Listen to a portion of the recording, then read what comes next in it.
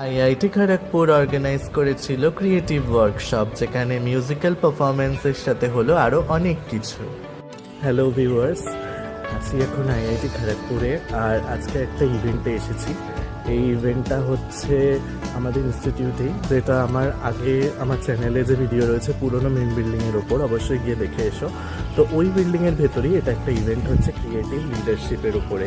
তো ক্রিয়েটিভ লিডারশিপে বা ভেন্যু কোথায় কি হচ্ছে, সারাদিনের মধ্যে অনেক ইন্টারাকশনস আছে, অনেক মিউজিক্যাল ইনস্ট্রুমেন্ট আনা হয়েছে যেগুলো বাজানো হচ্ছে, একটা ওয়ার্কশপ হচ্ছে। অবশ্যই এখানে বাইরের লোকজন তো পার্টিসিপেট করতে পারবে না, বাট আমি আমার ভিডিও দিয়ে সেটা তোমাদের দেখাবো যে কী হলো না হলো, আর সাথে হচ্ছে খাওয়া দাওয়াও কী থাকছে সেটাও দেখাবো। তো পুরো ভিডিওটা দেখতে থাকবো। Centre of excellence for Indian knowledge system এই ইভেন্টটাকে অর্গানাইজ করেছিল, এবং এই ইভেন্টটা চলছিল 11 to 16 মে 2026। তো চলো ভেন্যুটাতে প্রবেশ করা যাক। তো এটা হচ্ছে আমাদের পুরনো মেন বিল্ডিং আইআইটি খড়গপুরে, যেখানটা খুবই সুন্দরভাবে রেস্টোর করা। সামনেই রয়েছে একটা সুন্দর সরস্বতী মূর্তি, এবং এটা যেহেতু অনেক পুরনো একটা বিল্ডিং, তোমাদের আগেই দেখিয়েছি। তো দেখো যে ফ্লোর বা সিঁড়িগুলো রয়েছে সেগুলো লাল মেঝে এবং আলপনা দেয়া, এবং গোটা দেওয়ালটাতে এরকম সিরিজ অফ পিকচার্সে পুরো ভর্তি, যেখানে গ্রেট লিডার্স থেকে শুরু করে বিভিন্ন রকম পেন্টিংস রয়েছে। এখানে যে রুমগুলো রয়েছে সেগুলো দেখো কিরম নাম, আর্যভট্ট হল, এভাবে সুন্দর করে রিপ্রেজেন্টেড।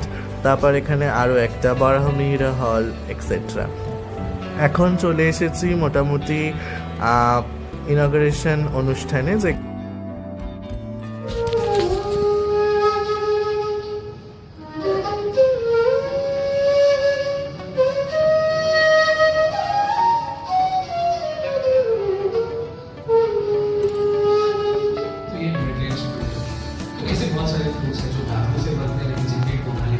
মিউজিক্যাল ওয়ার্কশপের জন্য এখানে যারা এসেছে তারা অ্যাকচুয়ালি এসেছে বম্বে থেকে। আর এখানে আমি তোমাদের সাথে শেয়ার করছি এই হিউজ বাঁশির কালেকশনটা। দেখো এখানে কত ভ্যারাইটির কত সুন্দর বাঁশি রয়েছে। এরপর কিন্তু আমাদের আরও একটা ইনস্ট্রুমেন্টের সাথে আলাপ করানো হলো, যেটা দেখো সামনে রাখা রয়েছে। এটার নাম হচ্ছে ডিজিরিডু। তো এটা একটা ট্রাইবাল ইনস্ট্রুমেন্ট অস্ট্রেলিয়ার, যেটা আমরা দেখলাম। এবং তারপরে লাঞ্চ টাইম হয়ে গেল। লাঞ্চে ছিল ভেজ আইটেম, ভাত, ডাল, পনির এবং মিক্স ভেজ, তার সাথে রায়তা। তো আমরা এগুলো চটজলদি খেয়ে নিলাম।